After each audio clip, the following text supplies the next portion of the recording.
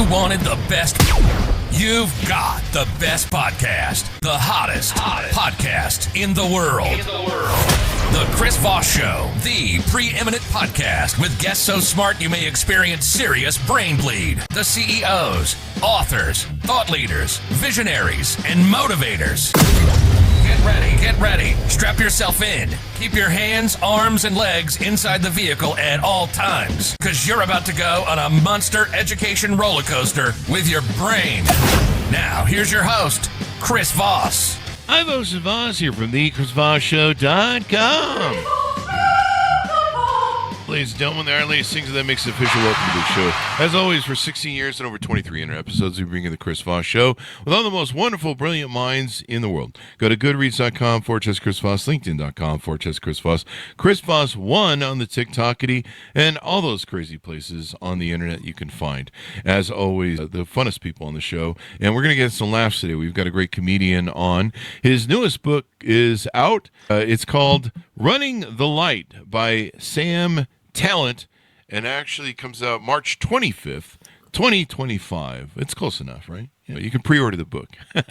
Sam, welcome to the show. How are you? Chris Voss, thank you for having me. Thanks for coming. Congrats on your long time success. Yeah, it's all community service, a judge appointed. So I'm just glad that you got away with the crime and you could do the time as well. Yes. Do the time if you can do the crime, or one of those two. Where are you? In Utah, actually. Where are you? I'm in Detroit. Isn't this fun that we don't have to be where they said we had to be? Yeah, because Detroit's cold as fuck. So, yeah, Utah's kind of like Colorado. You guys have a lot of sunshine. Yeah, a lot of snow, too.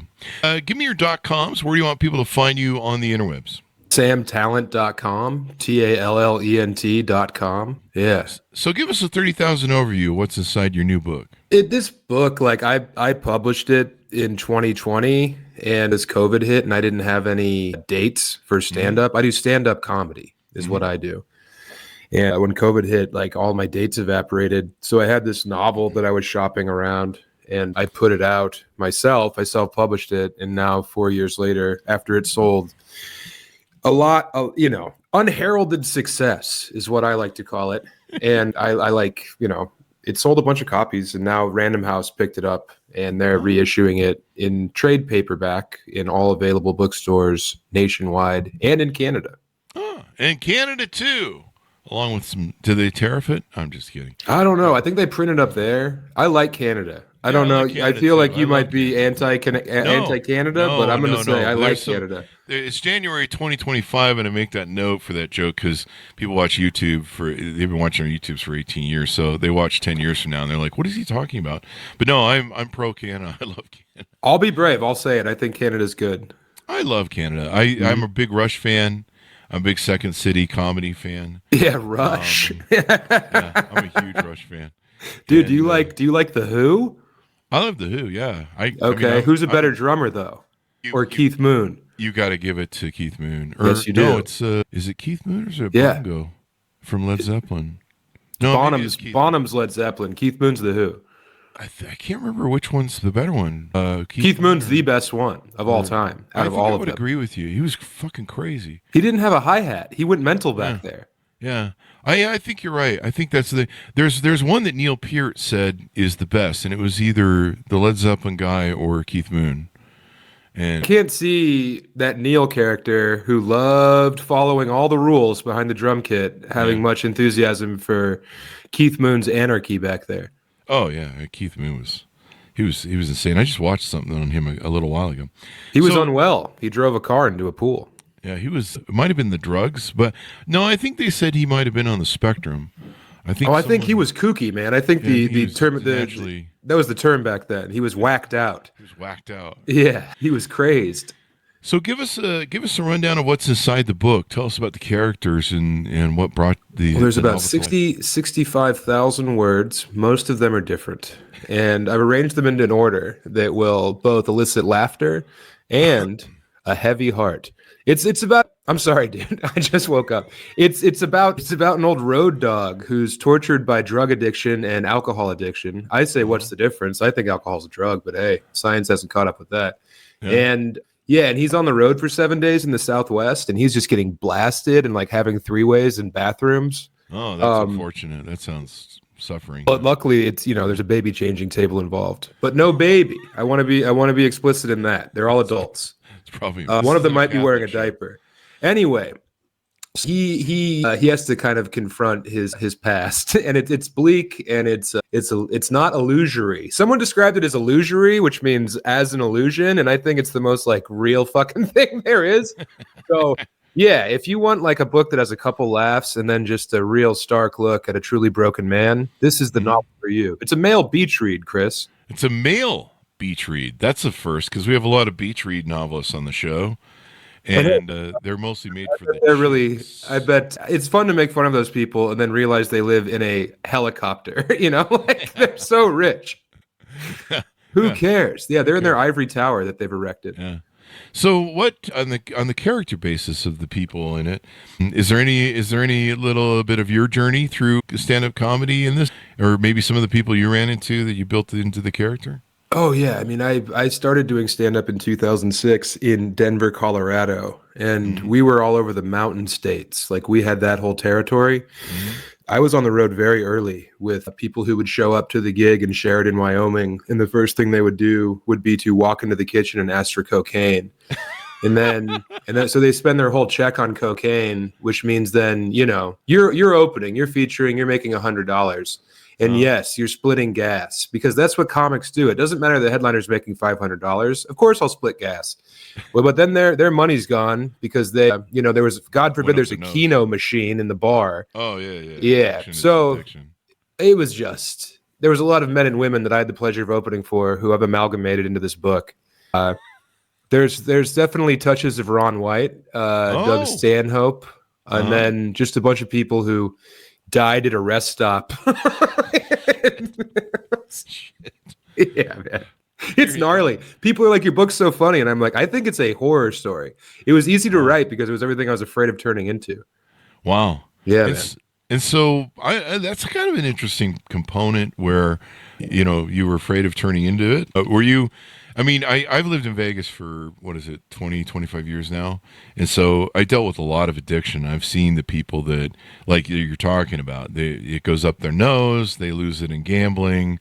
Mm-hmm. They always have, they're like, I have a system of gambling. You don't understand. I have a system and it works. Yeah. And you're like, how come you always want to borrow money from me? It's part of the system. That's pretty much the crux of the system is to spend someone else's money on the felt. That explains what's going on here. Yeah. I just figured it out. Big part of the system is making sure you send money to your secret family in Pahrump once a month.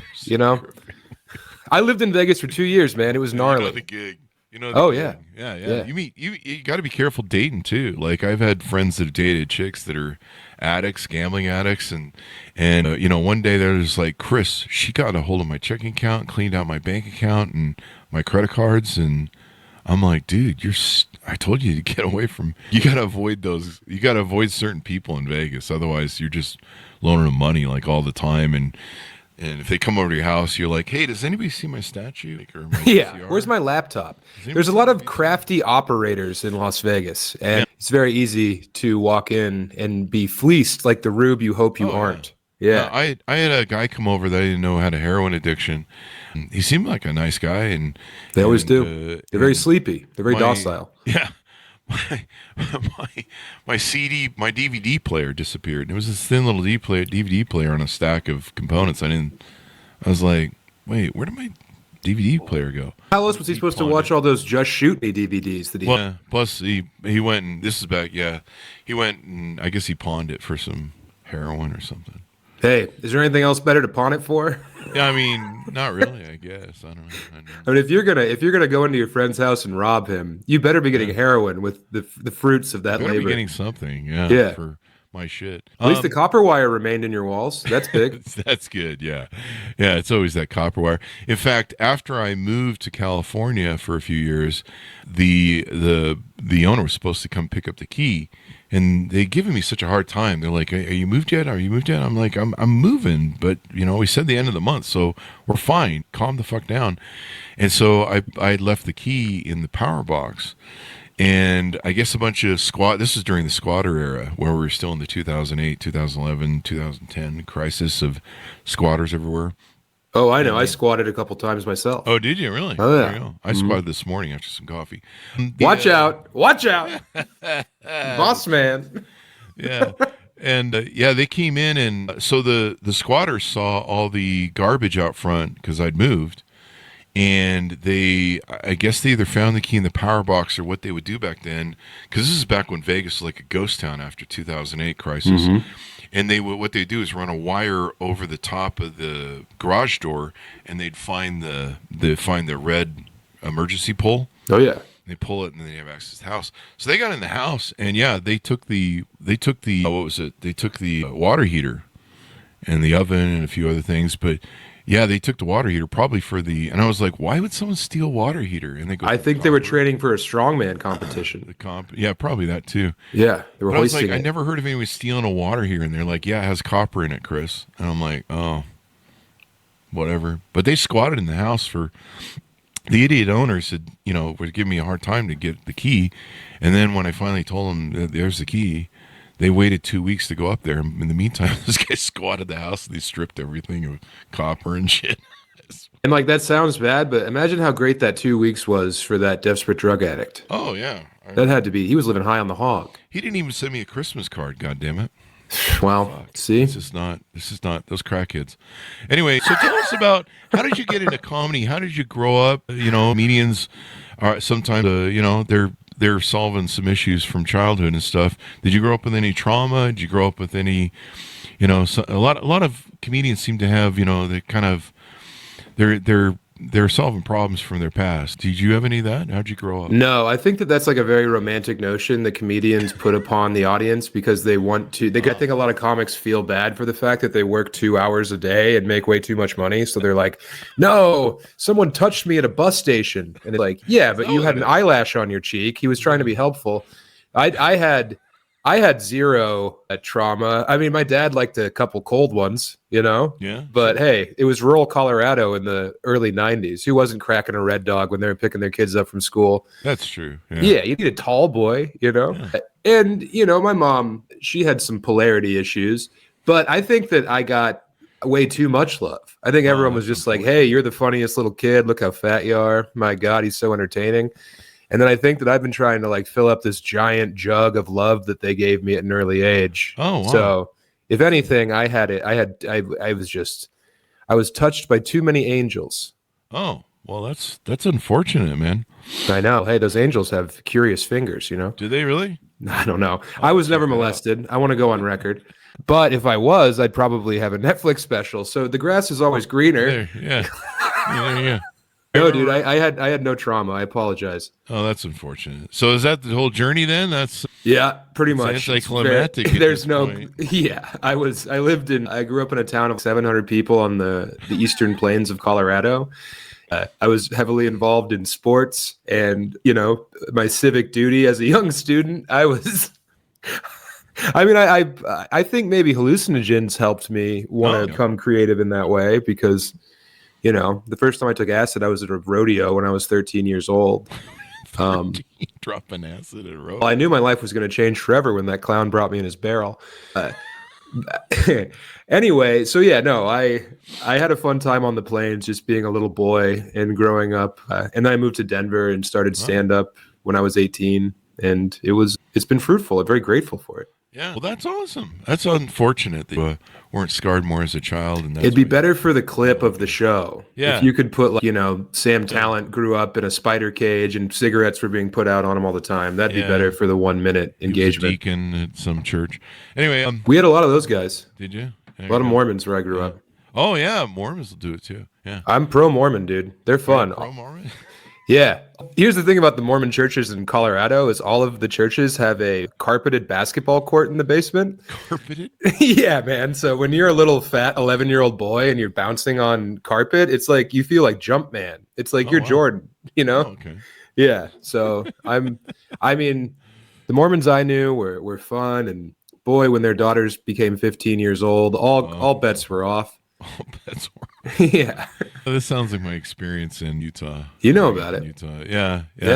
I think about 50% of the women we dated had someone to touch them. Well, I'm not saying the Mormons were touching the kids. I'm just saying that their daughters were very curious to the ways of the English. The ways of the English. The ways of the thing. Any future novels coming out? Anything else you're working on? Maybe taking some of the characters into another book, or how are you doing there? No, I don't want to write this guy anymore. He haunts me. But yeah. You have a book on it that haunts you for the rest of your life. Yeah, I mean, I put all my great fears into one novel. God damn, dude. Yeah, but no. So Random House, they bought this book, and then they also bought my next novel, and I have to have it done by July 1st. And it's about a homosexual hitman in Paris doing one last job. One last hit job or one last blow job? I hope that he gets at least one more mouth copulation on his way out. What? Mouth copulation? I said I couldn't swear. So no, but I mean, yeah, okay. It's like having Einstein on the show with you, a mouth copulation. I don't even know what that was. It's so funny when you do a clean show and they're like, okay, you can't say blowjob. So then you're like, and then I ejaculated in her mouth. And they're like, whoa. And you're like, I didn't say the phrase. It's a clever workaround. I use my vocabulary. Use your vocabulary. Yeah, and they're like, you should have just said blowjob. That would have been less horrific. That wouldn't have haunted us at night when we go to shut our eyes.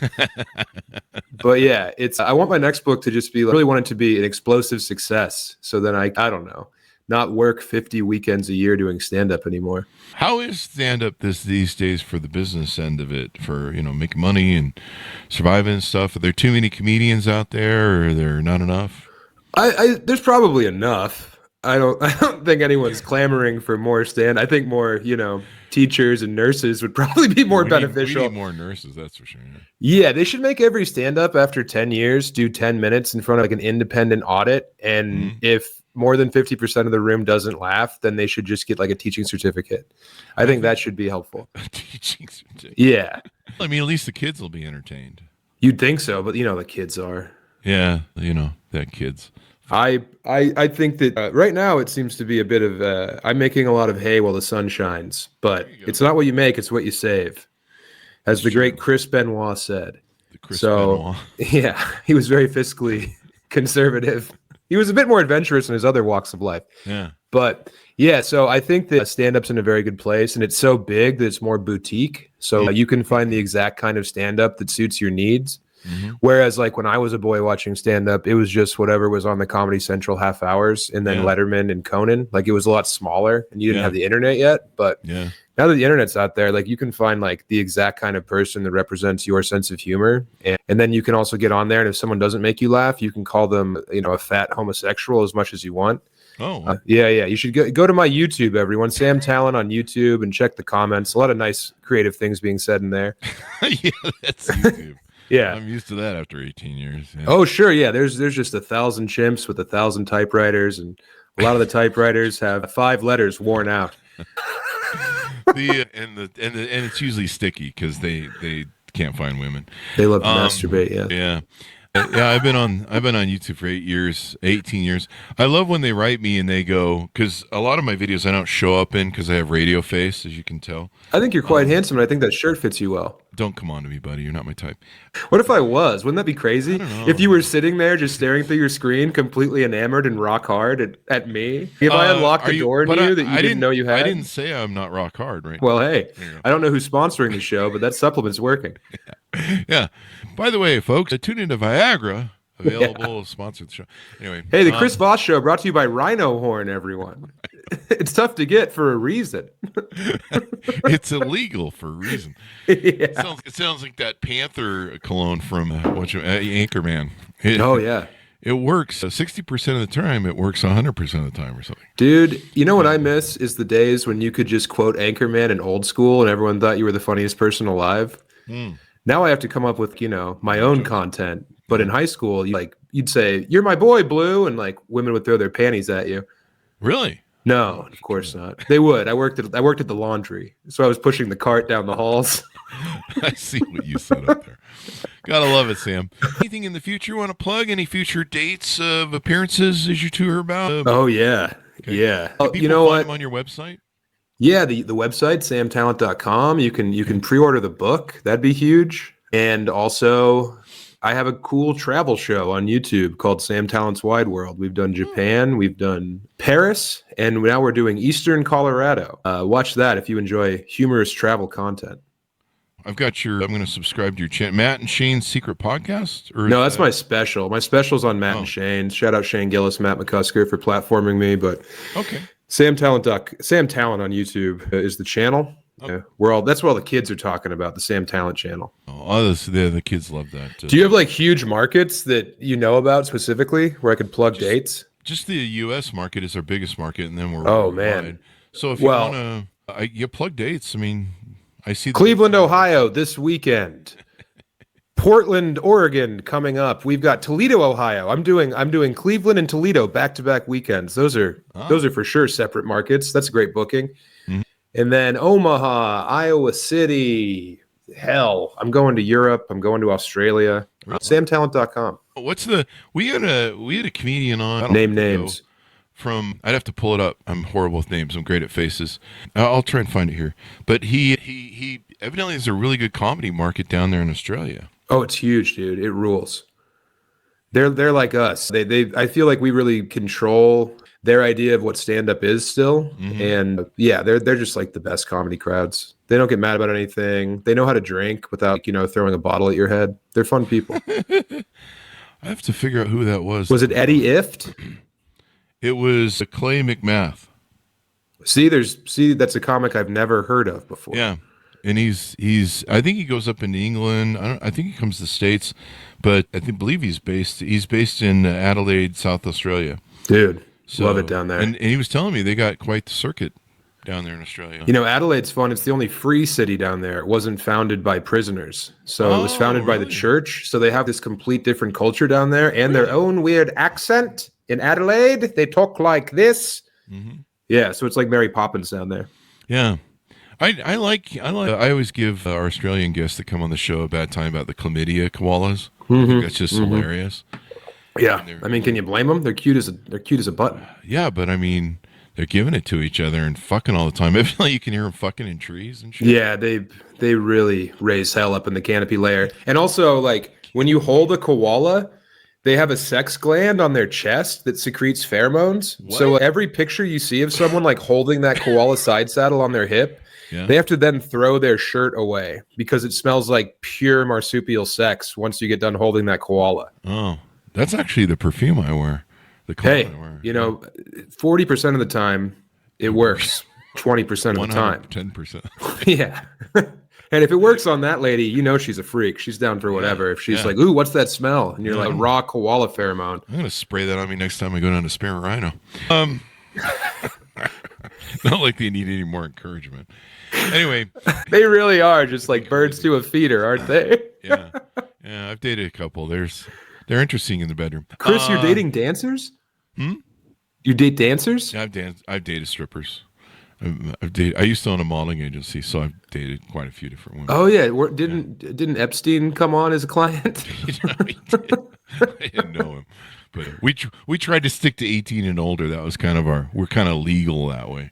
Hey, I get it, man. Yeah. It's tough. It's tough.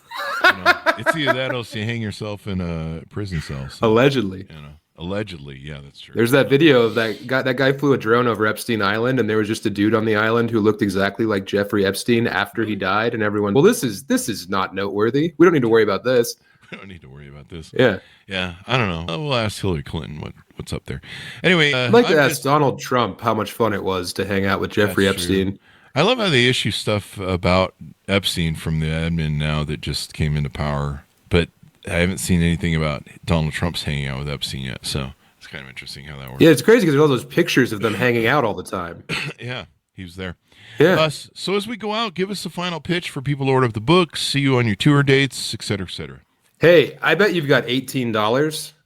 My book is $18. So why don't you spend it on a book for once instead of one tall coffee item and a tin of Zins? Yeah. Buy my book. You know what? It really impresses a potential lover. Let's say you're bringing over one of the many dancers that you entertain in your boudoir, Chris. And boudoir, yeah. Yeah, you've got that one. That's amazing. I know you're doing well. You know, every man of means has a boudoir. Yeah. You call it your sex cabin. but I call it a boudoir. But yeah, imagine, they come into your bedroom, you're wearing silk, you're laying on the bed smoking a cigar. On the bedside table, there's a Coke mirror and also a copy of my novel. They're going to be so impressed by one of those things. By both, maybe. Yeah. No, my book is really good. Shane Gillis loves it. Stanhope, Ron White, Mark Maron. Everyone loves it.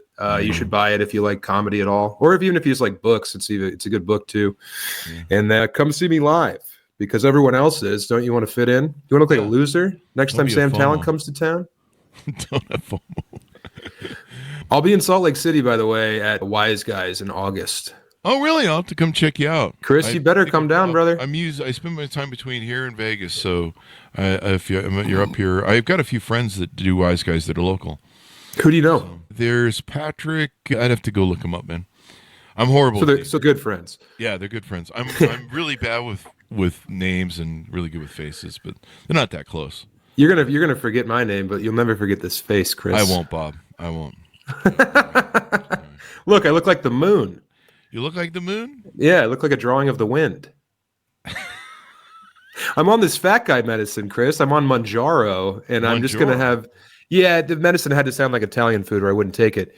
But I'm on Manjaro, and I'm wasting away. Oh, I hate you then, because I tried to get on one of those weight loss pills and it didn't work. I actually gained 10 pounds. You gained weight off the fat guy meds, Chris? Yeah. That sucks. Well, you got to quit hiding them in cheese. Yeah. Oh, is that the problem? Chris, if you want to talk to a very competent weight loss medicine doctor, I got one. I got all my fat friends on this medicine, and we're all just dropping lbs, and our skin is like giant kites. Yeah, you're getting the what do they call that? The neck, jowl, the face. They call it Ozempic face, I think they call it, because your face starts to sag. Yeah, I lost so much weight intermittent fasting, and I would start getting this little gobbledygook down here. Yeah, that's a slur, Chris. I did the intermittent fasting, and it worked while I was doing it. But then as soon as I quit doing it, my God, it flooded back. Yeah, what a rip. Anyway, thank you very much for coming to the show. You say what a rib? What a rip. Oh, rip. Nice. Yeah. I'm from Gen X. So. I thought you were using wrestling lingo, and I was excited for a minute. All right. Do you have a hard on? Sam? The medicine has so many side effects, Chris. I still do. All right. Thank you very much, Sam, for coming to the show. We really appreciate it. Thank you for having me, samtalent.com, Running the Light. Chubby Behemoth is my podcast. Sam Talent on YouTube. What's not to love? Thanks for tuning in. Go to goodreads.com/Chris Voss and all those crazy places we're on the internet. Order up Sam's book wherever fine books are sold, including Sam maybe being sold. Running the Light, a novel, out March 25th, 2025. Pre-order now. Don't fail me, Voss Legion. Yeah. Like, pre-order it now. Anyway, guys, thanks for tuning in. Be good to each other. Stay safe. We'll see you next time. And that should have us out, man.